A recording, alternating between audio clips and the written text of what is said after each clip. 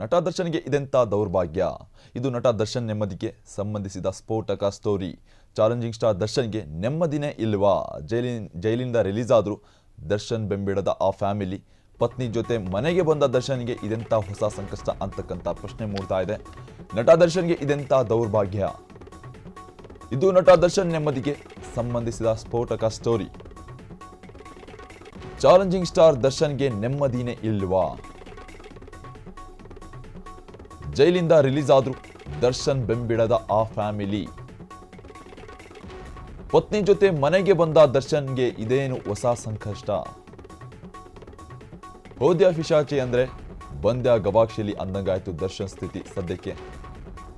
ನಟ ದರ್ಶನ್ಗೆ ಇದೆಂತ ದೌರ್ಭಾಗ್ಯ ಅಂತಕ್ಕಂತ ಹೇಳುವ ಸ್ಥಿತಿ ಬಂದಿದೆ. ಇದು ನಟ ದರ್ಶನ್ ನೆಮ್ಮದಿಗೆ ಸಂಬಂಧಿಸಿದ ಸ್ಫೋಟಕ ಸ್ಟೋರಿ. ಚಾಲೆಂಜಿಂಗ್ ಸ್ಟಾರ್ ದರ್ಶನ್ಗೆ ನೆಮ್ಮದಿನೇ ಇಲ್ವಾ? ಜೈಲಿಂದ ರಿಲೀಸ್ ಆದ್ರೂ ದರ್ಶನ್ ಬೆಂಬಿಡದ ಆ ಫ್ಯಾಮಿಲಿ.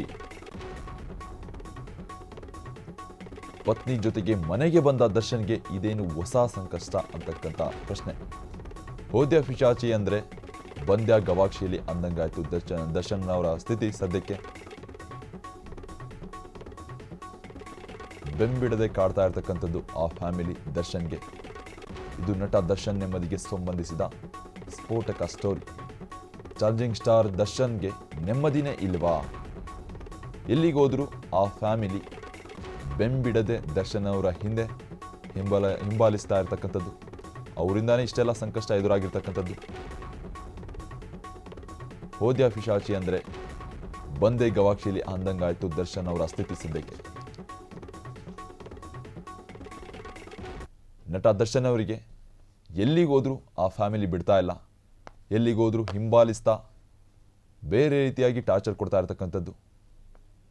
ಇಲ್ಲ ಸಲ್ಲದ ಸಂಕಷ್ಟ ಎದುರಾಗಿರ್ತಕ್ಕಂಥದ್ದೇ ಆ ಫ್ಯಾಮಿಲಿಯಿಂದ. ಈಗ ಜೈಲಿನಿಂದ ರಿಲೀಸ್ ಆದರೂ ಕೂಡ ಮತ್ತೆ ಆ ಫ್ಯಾಮಿಲಿ ಹಿಂಬಾಲಿಸಿ ಒಂದು ಟಾರ್ಚರ್ ಕೊಡ್ತಾ ಇರ್ತಕ್ಕಂಥದ್ದು ದರ್ಶನ್ ಅವರಿಗೆ.